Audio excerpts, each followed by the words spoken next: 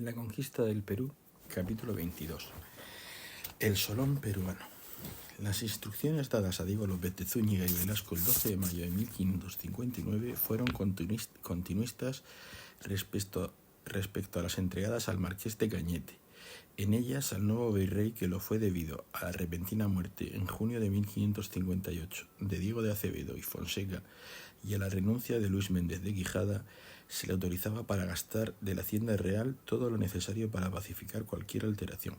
Alcanzada la paz con Francia, formalizada un mes antes mediante la firma del tratado Cateau-Cambrésis, en la corte había prisas por conocer el verdadero estado de las arcas peruanas.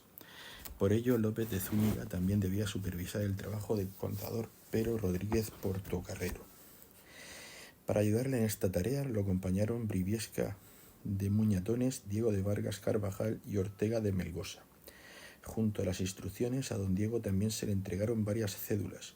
Una era para el hijo del virrey, don García Hurtado de Mendoza, que debía entregar la gobernación de Chile a don Francisco de Villagra y viajar hasta Castilla, dejando procurador y fianzas para hacer frente a posibles pleitos. La otra iba dirigida al licenciado Hernando de Santillán, oidor de la Audiencia de Lima, que también debía someterse al juicio de residencia. Don Diego zarpó de Sanlúcar de Barrameda a principios de 1560, envuelto en un ambiente cortesano que lo acompañaría durante todo su mandato.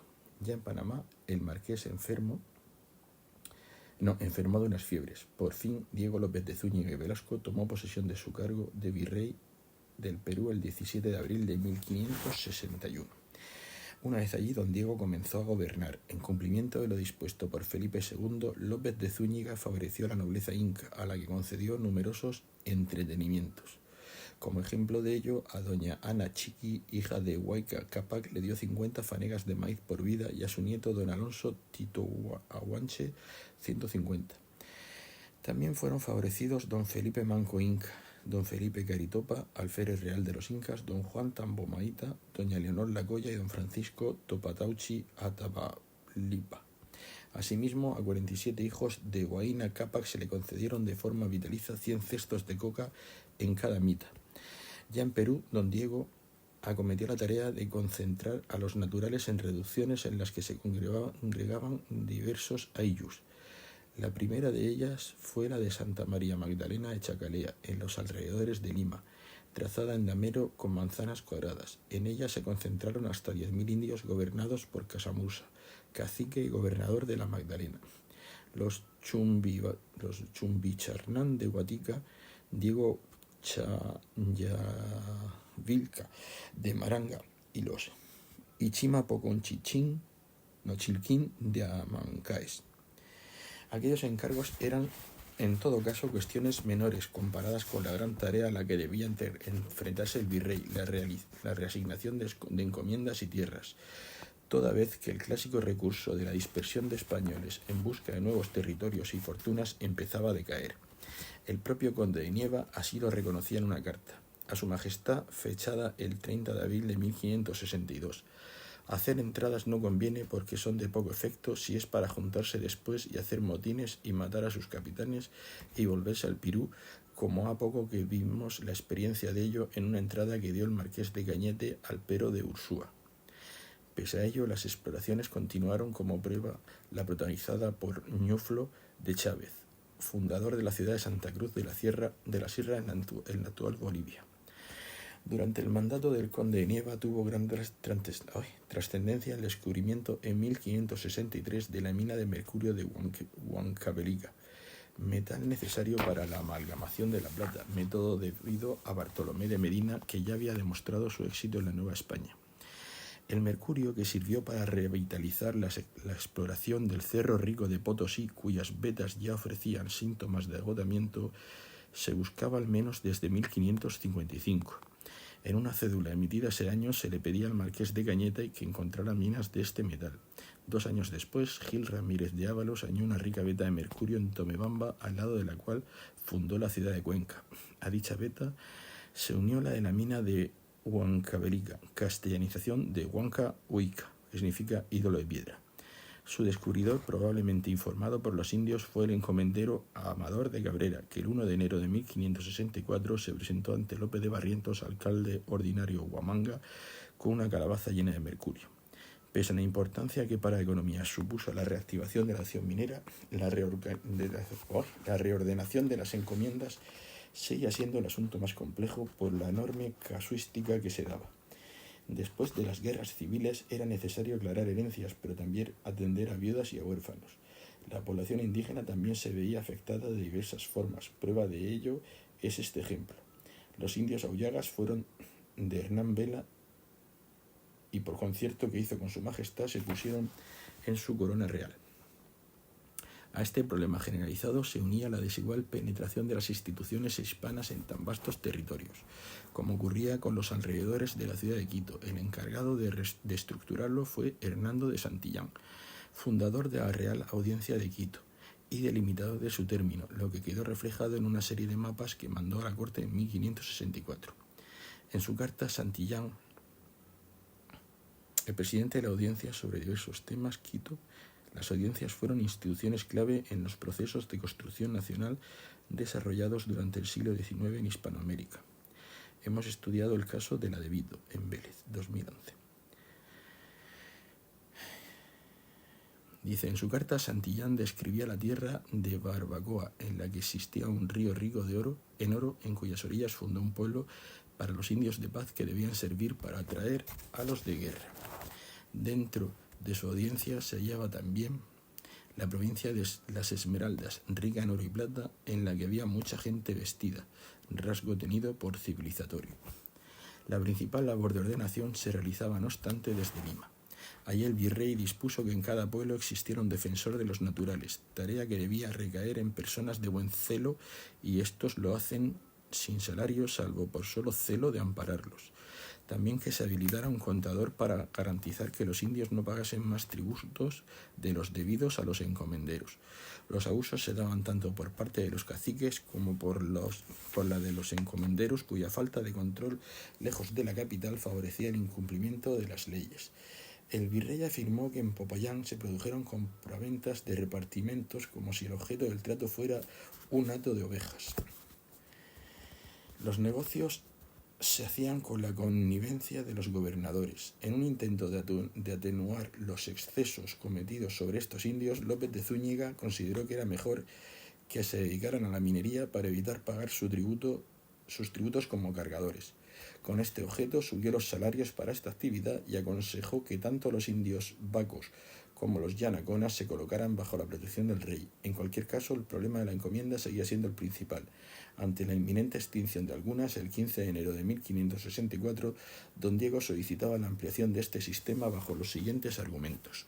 Una de las cosas que yo siento en esta sazón que hay gran tristeza y descontento en esta tierra y en este género de gente, porque como están tan cercanos a la vacación de los indios que tienen y ven que muriéndose han de quedar sus hijos y mujeres perdidos y ellos son en general poco adquiridores de haciendas, sienten mucha tristeza y debajo de la corrección que humildemente pido me parece que sería cosa muy importante al asiento de fixeza de esta tierra que porque no quedase tanta gente perdida descendiendo de los que conquistaros poblaron, vuestra majestad les hiciese merced a los tales nietos de conquistadores de que vacando los repartimientos por muerte de sus padres se pusiesen en la corona real de vuestra majestad y que de los tributos de ellos mandar vuestra majestad alguna cantidad moderada. Aunque a Diego López de Zúñiga se debe la fundación de la Audiencia de Charcas, la construcción del Hospital para Españoles y Naturales de Guayaquil o la elaboración de unas ordenanzas de la coca, su vida licenciosa y su nepotismo mancharon su mandato, hasta el punto de que su muerte está envuelta en una leyenda, según la cual durante la noche del 19 de febrero de 1564, mientras descendía del balcón que daba acceso a la alcoba de su prima Catalina, López de Zúñiga, esposa de Rodrigo Manrique de Lara, cayó de su escala y fue agredido por unos desconocidos al grito de ladrón de honras. Provocaron su muerte. Conocedor de su irregular conducta el año anterior a su fallecimiento, producido por una apoplejía, el rey Felipe decidió su relevo. El encargado de suceder al conde de Nieva fue el licenciado Lope García de Castro. miembro del Consejo de Indias, al que se dio la gobernación del Perú y la presidencia de la Audiencia de Lima, así como un permiso para destituir al virrey, para el que no hubo lugar. Asumidas esas responsabilidades, García de Castro inició su viaje al Perú en noviembre de 1564, pero unas tempestades lo obligaron a regresar a la península antes de llegar a Canarias. El viaje definitivo comenzó en febrero de 1564. Para entonces ya había fallecido el conde Nieva, de manera que García de Castro asumió el gobierno entre el 25 de octubre del 64 y el 26 de noviembre de 1569. Lope García de Castro, prácticamente un virrey en funciones, debía continuar con la tarea de concentrar a los indios en pueblos con buenas aguas y buenos pastos para poderlos adoctrinar en la fe católica. Esta labor debía estar dirigida por los religiosos y por los caciques e indios principales. Desde Lima, el gobernador advertía a los corregidores que debían tener muy gran cuidado de mirar cómo se instruyen y enseñan los dichos naturales en nuestra santa fe, y de prohibirles las borracheras y amancebamientos e idolatrías y entierros que hacen conforme a sus ritos y antiguas costumbres. Aunque los caciques eran necesarios para implantar las instituciones hispanas, se insistía en la obligación de proteger a los indios sujetos a ellos. Habéis de tener mucho cuidado en tasar lo que los indios de cada repartimiento han de dar a su cacique, y no consentiréis que el dicho cacique les lleve cosa alguna más de lo que fuese tasado, so pena que el cacique que lo contradiciere sea privado de su cacicazgo y desterrado de la tierra. Para evitar estos excesos, se ordenaban poner 2 o más caciques acompañados de alguaciles indios en cada repartimiento. Los esfuerzos por integrar a los naturales no se limitaban a evitar los abusos por parte de los caciques. García de Castro mandaba que entre los indios pueblen españoles que sean casados y virtuosos, porque de vergüenza y temor de ellos dexen los dichos naturales de entender en sus idolatrías, porque por experiencia se ve que estamos solos, no los dexan de usar, y señalaréis a los dichos españoles solares y tierras, con que sea sin perjuicio de los naturales y comunicándolo primero con los alcaldes de los indios. El licenciado, en definitiva, debía continuar con la labor iniciada por el marqués de Cañete en relación a los pueblos de indio o reducciones, término que responde a la literalidad de su objetivo: reducir el número y dispersión de asentamientos indios. Para el control de estos nuevos pueblos dispuso de la figura del corregidor de indios. Los primeros nombramientos recayeron en Pedro Mejía, corregidor de la provincia de Collao, y en Juan de Reinaga, de lo que fue Jauja. Gracias a la labor de estos hombres, a finales de 1567, en el norte del Perú se pasó de 563 a 40 pueblos.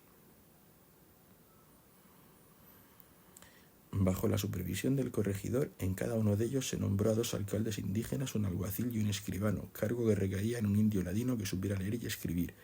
Aunque los clérigos eran una pieza clave en el proyecto de que los indios vivieran políticamente, el presidente de la audiencia introdujo esta cautela en las instrucciones: habéis de inquirir secretamente si los eclesiásticos que están en la doctrina de los dichos indios, que de cualquier calidad que sean, les ha tomado chacaras o otras heredades, oro o plata y otras cosas, o les hacen daño con sus ganados, y daréis de ello noticia a la dicha real audiencia, al que gobernare, para que haga a sus prelados que lo remedie y les vuelvan lo que hubieren tomado y paguen los daños que les hubieren hecho.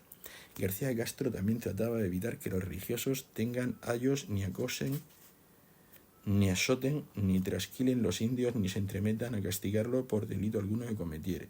Lo razonaba de este modo, porque de entrometerse a castigar a los dichos indios de los delitos públicos que cometen, dan causa que al tiempo que se confiesan no se atreven a confesar los pecados secretos que hacen.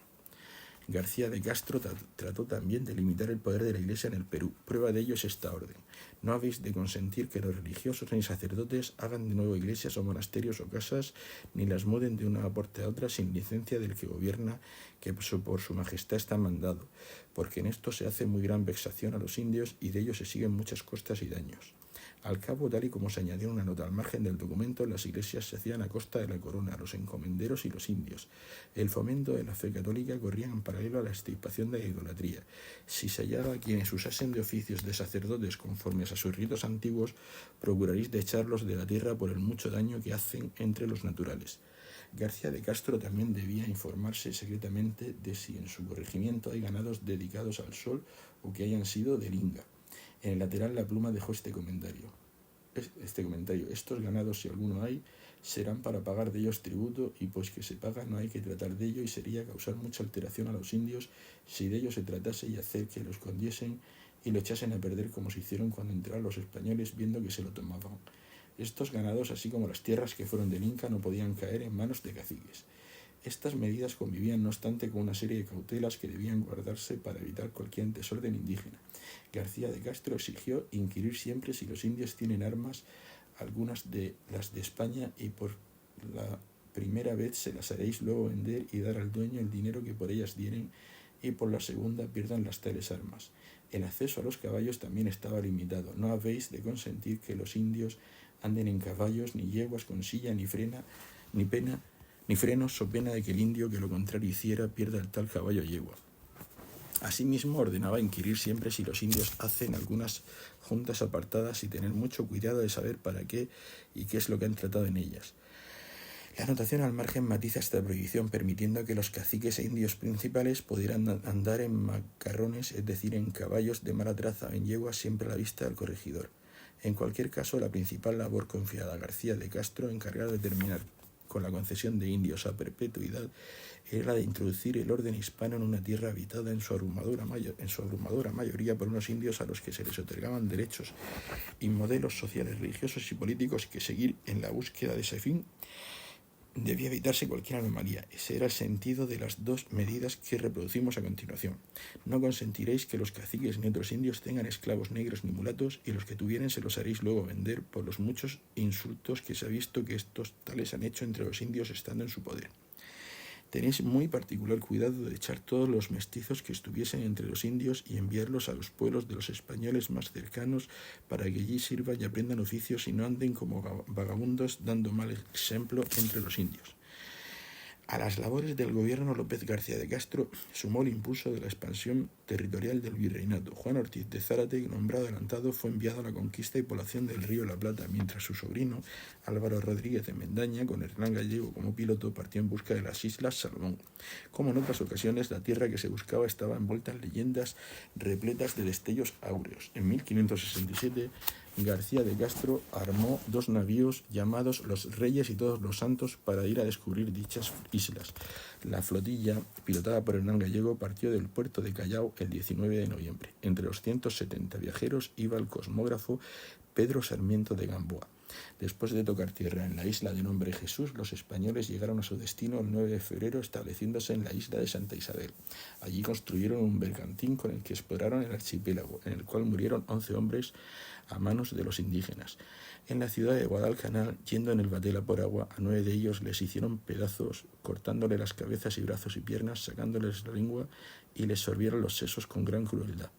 Sin rastro del oro buscado, Mendaña, siguiendo la ruta del galeón de Manila, llegó a Nueva España, desde donde, después de ser atacado por corsarios, regresó al Perú, al que ya había llegado el nuevo virrey Francisco de Toledo. Tomás Mazón ha recopilado las bajas sufridas en esta expedición a partir del relato del escribano Gómez Hernández Catoira, usando el manuscrito MS 9944 de la British Library. Segundón, nacido en el seno de una de las familias más poderosas de la nobleza castellana, los Álvarez de Toledo, Francisco de Toledo, hijo del conde de Oropesa, sirvió como paje en la corte de Carlos V y acompañó al emperador en sus campañas militares de Túnez, Italia y Alemania. El joven cortesano combatió en la batalla de Mühlberg. Con esta experiencia y la inestimable información recopilada por Juan de Obando y Godoy, visitador del Consejo de Indias entre 1567 y 1571, Francisco de Toledo, caballero de la Orden de Alcántara, asumió el cargo de virrey con el objetivo de dar seguridad y sosiego al Perú. Su quehacer político, que le valió el sobrenombre de Solón del Perú, acuñado por el jurista Juan de Solórzano, se apoyó en el trabajo de Obando en el Tratado del Gobierno del Perú de Juan de Matienzo, Juan de la Audiencia de Charcas, y en las medidas adoptadas por su predecesor Lope García de Castro. Antes de abandonar España, Francisco Toledo redactó una serie de instrucciones para los que con él pasaran a Indias. Con ellas, en contraste con el descrédito en el que habían caído algunos de sus predecesores, trataba de mantener su buen nombre y el de su casa. Ya en Lima, el 7 de octubre de 1570, el virrey convocó una reunión en la que participaron las más altas instancias políticas y religiosas del Perú, desde el arzobispo Loaiza hasta el propio Lope García de Castro. En ella advirtió sobre las sectas y herejías que tanto estaban dañando a la cristiandad. Toledo, cuyo mandato se caracterizó por la lucha constante contra la idolatría, sostuvo que la presencia de los españoles en el Nuevo Mundo era necesaria para evitar que los naturales se volvieran a sus ritos y gentilidad. Sin embargo, esos mismos españoles que habían llevado la palabra de Dios debían sustentarse en los indios. Para el mantenimiento de tan delicado equilibrio, el virrey argumentaba que Dios había dado a aquella tierra el oro y la plata que inclinaba a los españoles a viajar a ella. La providencial presencia de estos metales, proseguía don Francisco, había permitido al rey defender la cristiandad, como se ha visto en los socorros de Malta y estados de Flandes y Francia. En un sentido parecido se expresó el anónimo autor del manuscrito de Yucay. Dios, en premio por la finalización de la Reconquista, había dado a las Indias a los españoles, a los reyes españoles. Ante el levantamiento del turco, las minas habían servido para financiar la Santa Liga vencedora en Lepanto el 7 de octubre de 1571. Otra cosa me admira y me hace devoción ver el orden que Dios ha tenido con su majestad el Rey nuestro Señor, en que claramente declara esta verdad de haberle dado estas Indias y sus riquezas por premio de los trabajos y gastos que hicieron en conquistalle a él los reinos de España. Porque si bien se mira después de estos reinos del Pirú, se ganaron hasta hoy, que son casi 40 años, no se ha visto ni se ha podido alcanzar la justificación de la labor de estas minas de oro y plata y azogue, que es increíble si no se ve hasta estos tiempos, cuando el rey se determinó con espíritu divino y particular movimiento de Dios juntamente con él, de nuestro Santísimo Padre, tan lleno del Espíritu Santo que sus mismas obras lo declaran, a esta santa liga contra los enemigos de nuestra fe católica, no estimando en tanto las riquezas temporales que su majestad podía gastar en el repartimiento de los gastos, que fueron cada año 3 millones al respecto de 250.000 ducados cada mes, como las riquezas grandes de la Iglesia de Dios y las almas que con ellas se han de reducir al reino de Cristo nuestro Señor, lo cual creo y tengo por averiguado que le dio la justificación de la labor de estas minas y tesoros. Era por tanto preciso explorar las minas, trabajo para el que Toledo, que desechaba a los negros por hallarse los yacimientos en tierras frías, consideraba a los indios más adecuados. El virrey fundamentaba su decisión en argumentos historicistas. Se ha entendido que los ingas, a quien antes de su majestad estaban sujetos, les compelían a trabajar en las minas y les daban tributo ordinario de los que de ellas sacaban, o les ocupaban en otras cosas que no pertenecían al bien público. O lo que es lo mismo, Francisco de Toledo trataba de restaurar la mita, al tiempo que reconocía los malos tratos recibidos por los naturales, especialmente durante las alteraciones que vivió el Perú. Conocedor de aquella realidad, Felipe II había redactado una instrucción que el virrey leyó a sus acompañantes.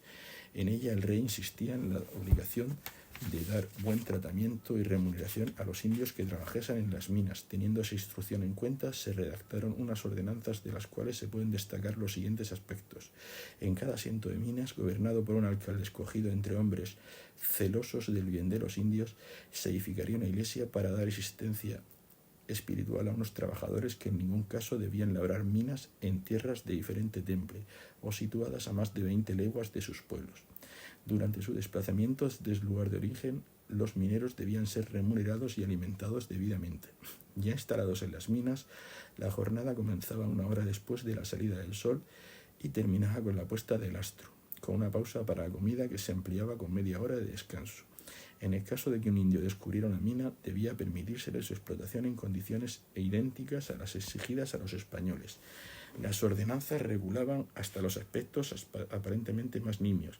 En las tiendas se prohibía vender a los indios vinos, ni cosas dulces, ni superfluas. Todo ello encaminado a proteger a los naturales de cualquier tipo de abuso o vejación. Aunque se buscaba extraer el mayor rendimiento de las minas, el articulado era de un marcado garantismo. De hecho, las ordenanzas debían ser publicadas en los pueblos y ya al pie de mina leídas cuando los indios mineros estén juntos y haya más copia de ellos con buena lengua, es decir, en quechua, de manera que entiendan lo que en su favor está ordenado y se puedan quejar si contra ello de otra manera fueran agraviados. Esta reglamentación, que ya tenía precedentes en las órdenes dadas por Corona a Vaca de Castro, chocaba sin embargo con la necesidad de mano de obra para extraer los metales. El intento de hacer compatible el buen trato de los trabajadores con la explotación de las minas se enfrentaba además a otro obstáculo a menudo ignorado que quedó recogido en la documentación. Si no hubiese indios que de su voluntad quisiesen venir viendo del mismo temple y con las demás justificaciones y preveimiento de las ordenanzas, los podían mandar venir a ellos, permitiéndose esto porque el común de los indios no tiene elección ni más voluntad del cacique o de quien lo mande, y así parece que se les puede mandar lo que ellos, si tuviesen más capacidad, harían. El fragmento reproducido ofrece un crudo relato de la realidad peruana. El dominio hispano no terminó, pues le eran necesarias las estructuras caciquiles que mantenían el señorío de unos indios sobre otros. Por decirlo de otro modo, el abuso no era una exclusiva de los encomenderos.